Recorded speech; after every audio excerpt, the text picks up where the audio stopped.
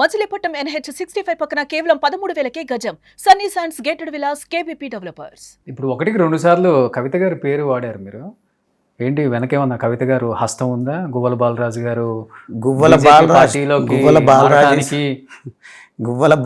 చిన్న చిరునవ్వు కూడా ఇచ్చారు సార్. అదే అంటున్నా, గువ్వల బాలరాజ్ ఇస్ సెల్ఫ్ మేడ్.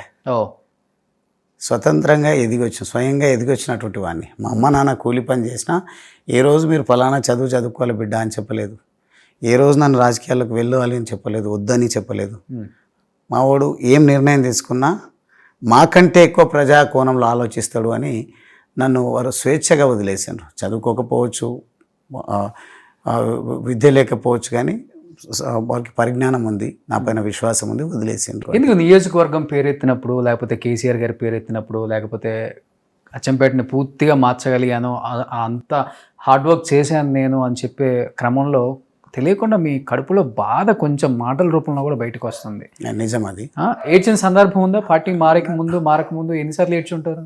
వాస్తవంగా చెప్పండి. పార్టీ మారక ముందు కాదు, పార్టీ మారుతున్నా అనేది మా క్యాడర్తో చెప్పినప్పుడు మీరు విజువల్స్ చూస్తే నేను ప్రామిస్గా చెప్తున్నా, ఈ రోజు కూడా నా దగ్గరకు వచ్చి కన్నీరు పెట్టుకొని పోతుంటే వాళ్ళతో ఎక్కువ చూస్తే నేను కూడా ఎమోషన్ అయిపోతాను. వాళ్ళను సరే భయపడొద్దు, మనం మళ్ళీ పుంజుకుంటాం, మనంబడి మన వాళ్ళు మనల్ని నమ్మిన వాళ్ళు, మన నాయకత్వం పైన విశ్వాసం ఉన్న వాళ్ళు మనంబడి వస్తాం. మనమే అతిపెద్ద పార్టీగా అచ్చంపేటలో ఉంటాం, నాగర్ కర్నూలు జిల్లాలో ఉంటాం, మహబూబ్నగర్లో ఉంటాం. అంతిమంగా రేపు భవిష్యత్తులో రాష్ట్రంలో దేశంలో ఎగిరేది కాషాయ జెండానే, వికసించేది కమలం పువ్వు అని పంపించడం జరిగింది. నేను నా నియోజకవర్గానికి నా నిర్ణయాన్ని ప్రకటించి మా వాళ్ళ అభిప్రాయాలను సేకరించేటప్పుడు మీరు కనుక వాళ్ళ విజువల్స్ చూసినట్టయితే, వాళ్ళు ప్రసంగిస్తున్నప్పుడు నా తమ్ముళ్ళు, నా చెల్లెళ్ళు, నన్ను నమ్మినటువంటి, నాతో నడిచినటువంటి వాళ్ళు పార్టీ వీడొద్దన్నా అని చెప్పేసి వారు మాట్లాడుతున్నటువంటి మాట సందర్భంగా నేను, నా సతీమణి, మేమే కాదు అక్కడికి వచ్చిన ప్రతి ఒక్కరు కూడా కన్నీరు పెట్టుకోవడం జరిగింది. ఎందుకంటే మా బంధం ఒక తల్లి పిల్లల బంధం, ఒక అన్నాదమ్ముల బంధం, కుటుంబ సభ్యుల బంధం. కాబట్టి వాళ్ళకి అనిపించింది ఏంటంటే ఇది ఏం జరుగుతుందని. కానీ ఈరోజు చేస్తున్న కుట్ర ఏంటంటే గువ్వల బాలరాజ్ ఇక్కడ పోటీ చేయడంట, గువ్వల బాలరాజ్ రిజర్వేషన్ మారుతుంది కాబట్టి ఇక్కడికి రాడంట. నేను చెప్తా ఉన్నా, అవసరమైతే రాజకీయాల్లో పోటీ చేయకపోయినా పర్వాలేదు, కానీ రిజర్వేషన్ ఏది వచ్చినా పార్టీ ఎవరిని ఆదేశిస్తే వారిని, ఎవరిని నియమిస్తే అక్కడ అచ్చంపేటలో గెలిపించి నా సత్తాను చాటాలనే సంకల్పం అయితే ఇంకా దృఢంగా నేను డెఫినెట్గా ట్రోల్ అవుతుంది elections, no problem. I don't care of any trolls and anything. Okay, ఇప్పుడు మీ వైఫ్ అన్నారు కాబట్టి కనిపిస్తున్నారు, మీకన్నా చాలా స్ట్రాంగ్గా వాయిస్ వినిపిస్తారు అనుకుంటా. అవును, ఇప్పుడు బాగా ట్రోల్ అవుతుంది ఆమెది కూడా, ఒక పార్టీ మారక ముందు, పార్టీ మారిన తర్వాత. అవును, కరెక్ట్ అవుతుంది. ఎందుకని దాని కారణాలు ఏందో మీకు కూడా బాగా తెలుసు. ఆ రోజు మేము నికార్స్గా నిలబడ్డాం, ఆ జెండానే వదలము అన్నాం. ఎందుకు వదలము అన్నము అని అంటే ఆ జెండా ప్రజలకు నీడనిస్తుంది అనుకున్నాం. ఆ జెండాకు యొక్క ఎజెండా కేవలం స్వలాభం కోసమే నడుస్తుంది ప్రస్తుతం ఉన్నటువంటి పరిస్థితుల్లో అన్నప్పుడు మేము నిర్ణయం తీసుకొని అన్ని సాక్రిఫైస్ చేసి వదిలి అన్ని వ్యాపారము లేదంటే వ్యక్తిగత జీవితాన్ని పక్కన పెట్టి రావడమే ప్రజల జీవితాల్లో వెలుగు నింపడం కోసం. నీడనంటే 10 సంవత్సరాల్లో ఎటువంటి సంక్షేమ పథకాలు ఇవ్వలేదా బీఆర్ఎస్ పార్టీ? తప్పకుండా చేసింది. నేను కొట్లాడి కూడా సాధించుకోవడం జరిగింది. చాలా విషయాలు ఏ నియోజకవర్గంతో పోల్చుకున్నా అద్భుతంగా నేను చేయడం జరిగింది.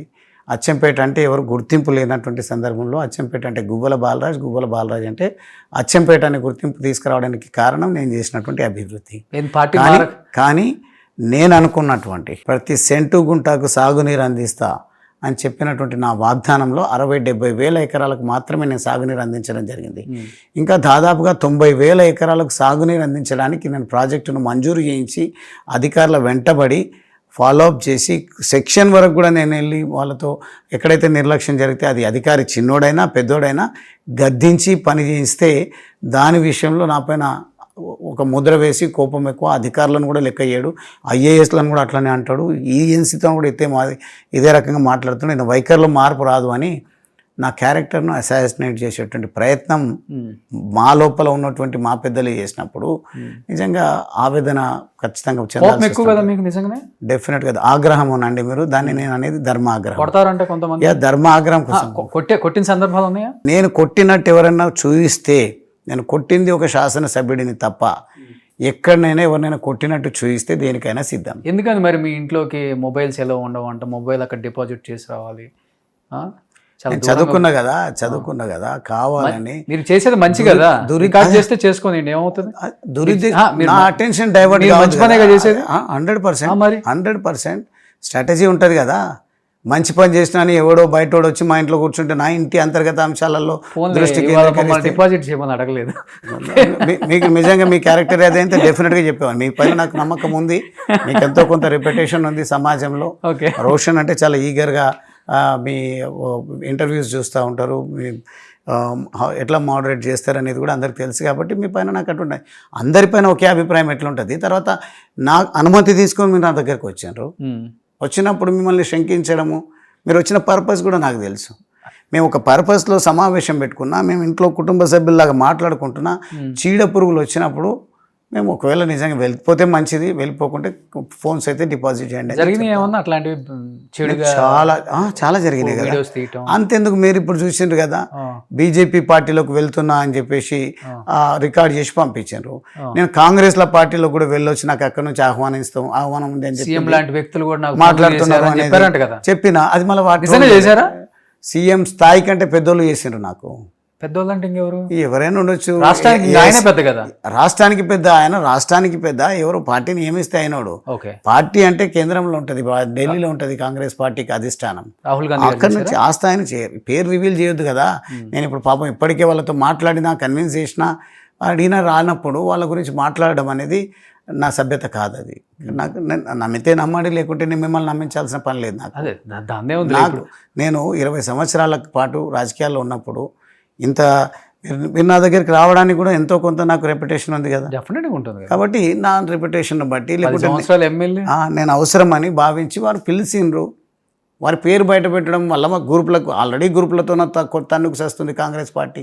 వాళ్ళ గ్రూపులలో ఇంకో గ్రూపును నా వెల్విషరు నన్ను నమ్మి మాట్లాడినటువంటి వాళ్ళ పేర్లు బహిర్గతం చేయడం సమంజసం కాదు. అందుకనే రాష్ట్రంలో అధికారంలో ఉన్న పార్టీ కాంగ్రెస్ అయినప్పటికీ వద్దనుకున్నారు. మీరు గ్రూపులు తట్టుకోలేక. గ్రూపులు కాదు. నేను ఇప్పటికి కూడా స్పోర్ట్స్ ఆడతాను. నేను ఫైటర్ని. నేను ఒకవేళ నిలదొక్కోవాలి ఎక్కడైనా అంటే, ఇప్పుడు మీరు చూడండి, నా ఏజ్ 48 years. నేను ఆ ఆటలు వదిలేసింది ఇంటర్మీడియట్ డిగ్రీలో. ఇప్పుడు కూడా నేను క్రికెటే చూసుకుంటే రంజీ ప్లేయర్స్తోన, కొన్ని ఇంటర్నేషనల్ టోర్నమెంట్స్ ఆడిన వాళ్ళతో కూడా కలిసి క్రికెట్ ఆడుతుంటాను నేను. అంటే అంత ఫైటింగ్ స్పిరిట్ ఉంటుంది. నేను అంత ఫిట్గా ఉంటాను, మానసికంగా కానీ శారీరకంగా కానీ. ఏది వచ్చినా తట్టుకుంటారు. ఎన్ని ఒడిదుకు తట్టుకుంటలేనా. ఓటమి పాలైన తర్వాత కుంగిపోయినా, ఓటమి గురించి పక్కన పెట్టి ప్రజలు కోరుకుంటున్నటువంటి పర్ఫెక్ట్ పాలసీ మేకర్ కావాలంటే ఇంకా నా పరిజ్ఞానాన్ని పెంచుకోవాలని ISB ఇండియన్ స్కూల్ ఆఫ్ బిజినెస్లో 1 year కోర్స్ చేయడం జరిగింది నేను ఓడిపోయిన తర్వాత. సుమన్ టీవీలో మీ పర్సనల్ అండ్ బిజినెస్ ప్రమోషన్స్ కోసం కింది నెంబర్కి కాంటాక్ట్ చేయండి.